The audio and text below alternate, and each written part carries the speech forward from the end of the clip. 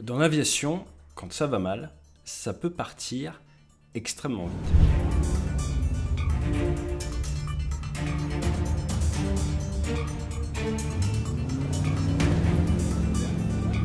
Le 19 octobre dernier, ces images provenant d'un ULM nous ont rappelé à tous le danger de se retrouver à basse altitude, à basse vitesse, avec en plus une configuration dissymétrique.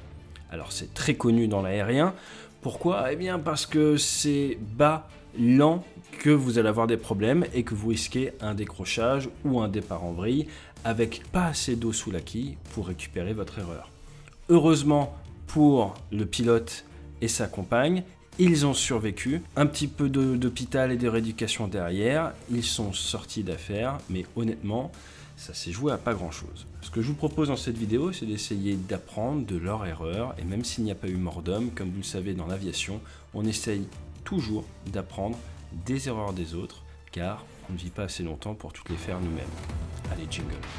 Débrief ne vous propose pas que des formats en présentiel pour réunir vos équipes, les dynamiser, parler de leadership, de followership, d'alignement ou de sécurité.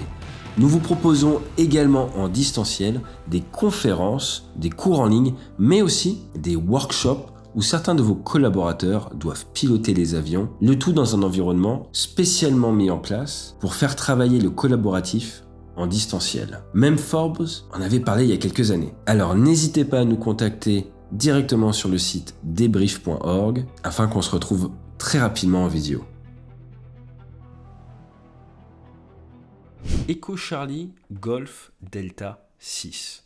C'est l'immatriculation espagnole de cette ULM qui décollait de Cerdanaya pour un vol d'environ 100 km. Il a décollé juste du sud des Pyrénées pour venir pas très loin de la mer du côté de Viladamat, le tout en Gérone. Très belle région, très belle météo, fin de journée, soleil couchant, plein ouest. Lorsqu'il arrive à Viladamat, le pilote décide de faire un survol basse hauteur au-dessus de la piste 9 vers la mer, et après il va faire une ressource, se prend un petit peu dans un avion de combat, et va commencer à lever le nez, partir dans une vente arrière rapprochée à environ 400 mètres au nord de la piste. Donc il a fait son survol pour s'assurer la piste en service, s'assurer qu'il n'y a aucun obstacle, jusque-là rien de bien choquant, mais il va oublier la règle de base de l'aviation, à savoir que la vitesse, c'est la vie. Pourquoi? Eh bien parce que plus vous ralentissez avec votre avion, plus vous pouvez avoir des problèmes. Chaque avion va décrocher à une certaine incidence. Mais pour être plus précis, votre aile va décrocher à une certaine incidence. Alors si vous avez un vol qui n'est pas tout à fait symétrique, si vous n'avez pas bien mis le pied pour ramener la bille, comme on dit, au milieu, le pied chasse la bille, eh bien vous avez des conditions dissymétriques de vol qui peuvent amener une aile à décrocher plus rapidement que l'autre. Et si en plus vous êtes en virage, par exemple là en virage par la gauche, l'aile gauche elle va être un petit peu moins rapide que l'aile droite et elle risque de décrocher en premier, ce qui va vous amener à un décrochage asymétrique et donc un départ en vrille, et c'est exactement ce que l'on voit sur ces images. Alors quand ça part comme ça, la seule porte de sortie, c'est on pousse sur le manche, vraiment au tout début, là, juste avant que ça parte, on est poussé sur le manche, pied au contre, et après, pouf, on rajoute les gaz. Ce qui va être très intéressant, si on regarde dans le détail, c'est la séquence juste avant. Vous avez le pilote, il survole, il grimpe en vente arrière, il réduit les gaz.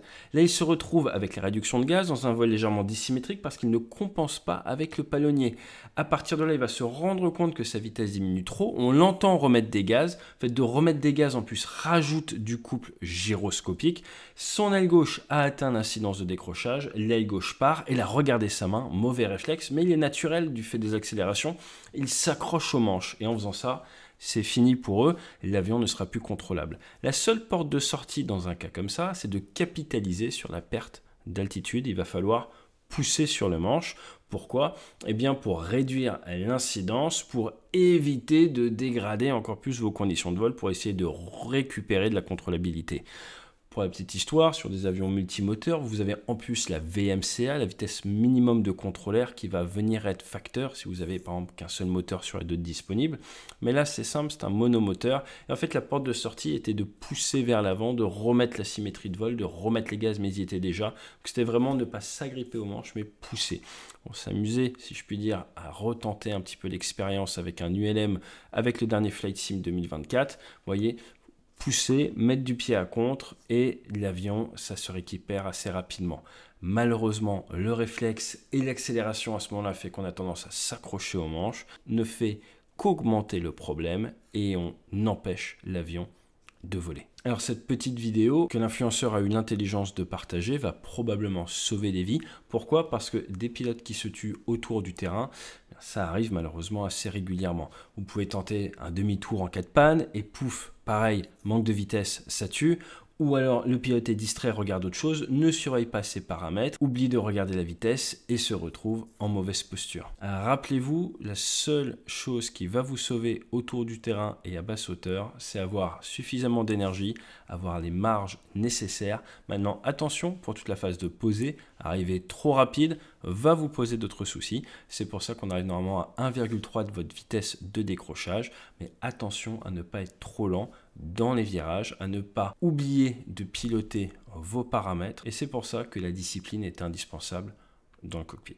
Si vous faites de l'aviation, on vous a appris le fameux scan visuel. Il faut avoir les yeux très agiles, savoir quoi regarder quand et ne jamais quitter du regard trop longtemps la vitesse, car c'est, vous l'avez bien compris, la vie. Les avions, les planeurs, les ULM volent extrêmement bien tant qu'ils ont la vitesse nécessaire. Une autre métaphore pourrait être celle du cheval. Si vous avez déjà fait de l'équitation, vous savez que tirer sur les rênes trop fort a tendance à crisper un petit peu la monture et à l'amener dans une position peu agréable. Il faut savoir rendre la main. Avec un avion, c'est la même chose, ce fameux rendre la main.